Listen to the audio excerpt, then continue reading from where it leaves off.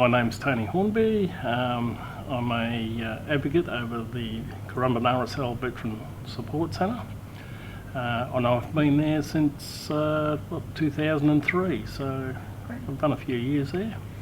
It's an organisation that was set up by the Currumbin RSL, and we're a standalone organisation. We have our own chairman and elected committee as such, and it provides a range of services, but basically it comes down into sort of three areas. The first area is welfare, the second area is entertainment, and the third area, in the area which I deal in mostly, is providing advocate services for people who are veterans, ex-veterans, who are wishing to make a claim for compensation.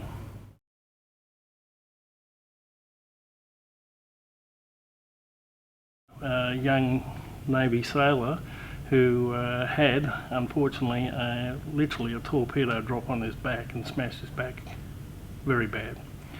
The Navy, in its infinite wisdom, decided to admin discharge him. He was no longer fit for sea duties, and as such, he got the short end of the straw. He was 25 years of age, a wife and two kids, no income.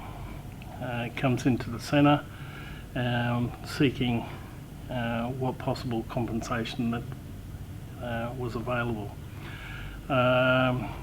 In the short term, we were quickly able to establish liability from the Navy, so the Department of Veteran Affairs then paid him what we call incapacity payments, up to 75% of his pay that he was getting in the Navy. So that tied him over. Then we sought further compensation in lump sums, in which he ended up getting around about $230,000 in lump sums. The incapacity payments continue today, and we also got the admin discharge turned over to a medical discharge, which has ramifications for the rest of his life, so to speak.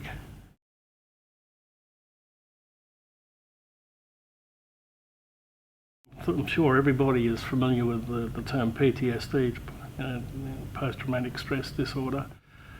You get the very mild cases, and a lot of people have PTSD and you won't see it in the community. It's a very secretive sort of thing. They'll show it more towards their family, in the privacy of their home, to the ones that are actually right out there in the face and getting in trouble with the law. I have a person who, when he doesn't drink, and one of the offshoots of PTSD can be alcohol abuse or dependence. When he doesn't drink, he functions quite normal, but when he goes on a bender, then he'll throw a carton of beer down like I throw a can of soft drink down, and he just goes ballistic. Not so long back, the police were called in and they had to tase him 4 times to stop him. He goes into the Currumbin clinic, he dries out, comes out, and he's quite good for another 6 months. I seem to get along with him because whether it's a fellow serviceman, having a rapport with him, or the years that I've been an advocate, I have an understanding. And even though I don't suffer personally, I do have an understanding and empathy that where he's coming from and what's happening to him.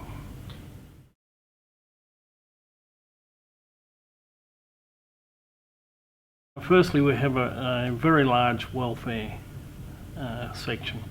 We have a number of people who on a daily basis will go visit hospitals, to veterans who are in hospital, and you'd be surprised how many people are actually in hospital and they don't get any other family members or friends visiting them except for a welfare officer from an organisation such as ourselves. The other thing, there's home visits to help them with their issues of daily living, their activities and things like that. they can advise as to what they can access from DVA, what entitlements. We actually provide that sort of go-between. We got the knowledge to know what's out there, so we actually say this is the place you should go to access this particular type of service. So that's another thing that we do. The other thing is more of a social side of things. We do quite a few bus trips in a number of years, so that allows veterans and their wives and family to at least get some social contact with like-minded people and have a damn good fun day out at the same time.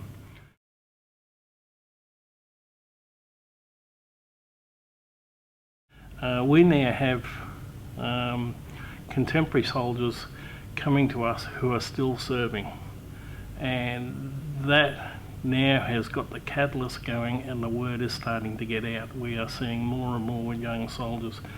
So one of the things I do whenever I have a person that I'm in front of, I always say the question, if you've got a mate that's in trouble, you've got a mate that you think may need some help, hey, it's only a phone call, tell them to give us a ring, and it's working.